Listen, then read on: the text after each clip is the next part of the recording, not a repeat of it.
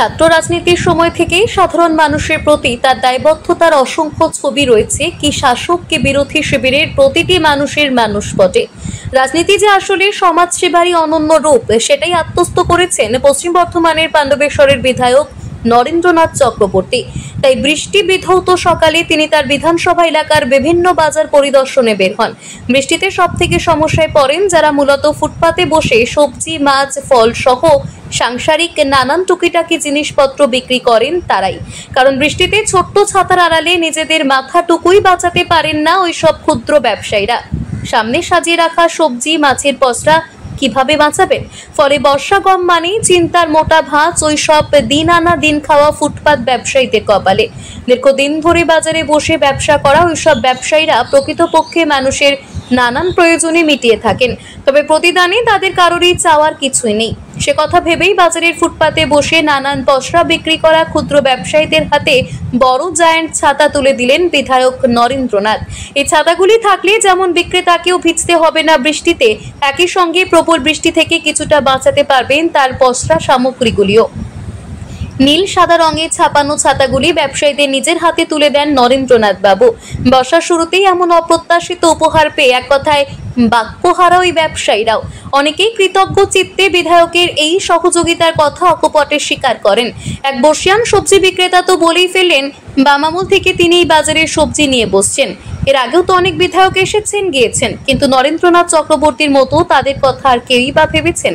তাদের প্রতিটি সুখে দুঃখে আনন্দে বিষাদে একেবারে পরম সুজনের মতো পাশে পেয়েছেন এই মানবিক বিধায়ককে। ব্যবসায়ীদের হাতে ছাতা তুলে দিয়ে নরেন্দ্রনাথ বাবু শুধু বলেন এই মানুষগুলো বর্ষার জলে ব্যবসা করতে পারছিলেন না, তাই নিজের সামান্য ক্ষমতা নিয়ে পাশে দাঁড়ানোর চেষ্টা করলাম মাত্র। তাতে যদি ওদের সামান্য উপকার হয় তাহলেই জানবো আমার এই ক্ষুদ্র প্রয়াস সার্থক হয়েছে। দেখুন, এই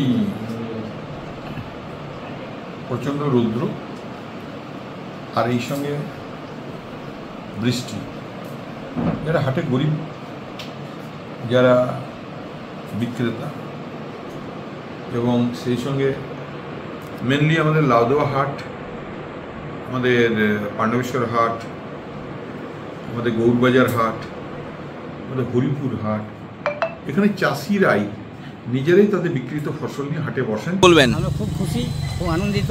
বিধান সাহেব আমাদেরকে দিল, আমরা করে খেতে পাবো।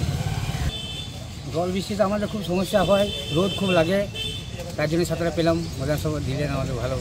আপনারা খুশি, আমরা অনেক খুশি হয়েছি, আমরা করে খেতে পারবো তার জন্য আমরা অনেক খুশি হয়েছি। রোদে গরমে থাকতে পারি না, তার জন্য আমরা চাইছিলাম যে হ্যাঁ কিনছি ভালো করে। মানে জল পড়ছে, ভালো করছে, আর কি বলবো, খুশির ব্যবস্থা আছে। ফাউন্ডেশন বহুত ভালো আছে।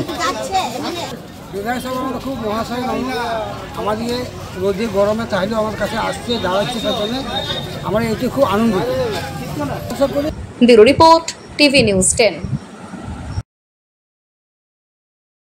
মন যখন যাচায় হাতের কাছে পায় Nalanda Fortune park.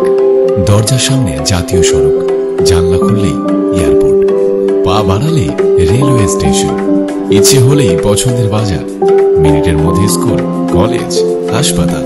Nalanda Fortune park, Gopal মাঠ, দুর্গাপুর, পশ্চিম বর্ধমান। দক্ষিণবঙ্গের বেস্ট লোকেশনে হাতের মুঠোয় উন্নত জীবনযাপন। নালন্দা ফরচুন পার্ক, আপনার একান্ত আপন বাড়ি। বাইক মানেই বাজাজ, আর দুর্গাপুরে বাজাজ মানেই ব্যানার্জি বাজাজ। ঐতিহাসিক বাজাজ চেতক থেকে শুরু করে আজকের যুব প্রজন্মের গর্ব বাজাজ পালসার, সবই এক ছাদের নিচে। জাতীয় সড়কের একদম পাশে দুর্গাপুরে অবস্থিত ব্যানার্জি বাজাজ এখন দক্ষিণবঙ্গের সবচেয়ে বিশ্বস্ত বাজাজ ডিলার। বাইকের বিক্রি থেকে সার্ভিস, সবকিছুতেই নির্ভরযোগ্যতা, দক্ষতা আর বিশ্বমানের সেবা। আজই চলে আসুন ব্যানার্জি বাজাজ দুর্গাপুরে। বাইক কিনুন আর বাজাজের গর্ব অনুভব করুন।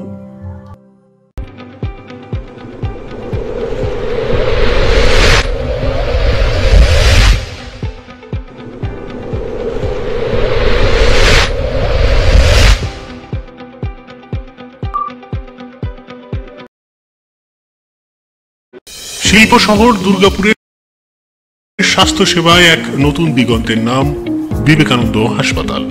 NABH অনুমোদিত এই হাসপাতালটি মানুষের বিশ্বাস আর ভালোবাসার প্রতীক। প্রতিটি সমস্যার নির্ভরযোগ্য চিকিৎসা। এখন উন্নত মানের চিকিৎসা মধ্যবিত্তের নাগালের মধ্যেই। বিবেকানন্দ হাসপাতাল, আপনজনের মতো পাশে সব সময়। জাকির হোসেন অ্যাভিনিউ, বিধাননগর, দুর্গাপুর 713206। আপনারা দেখছেন টিভি নিউজ 10। আপনারা মানে আমরা।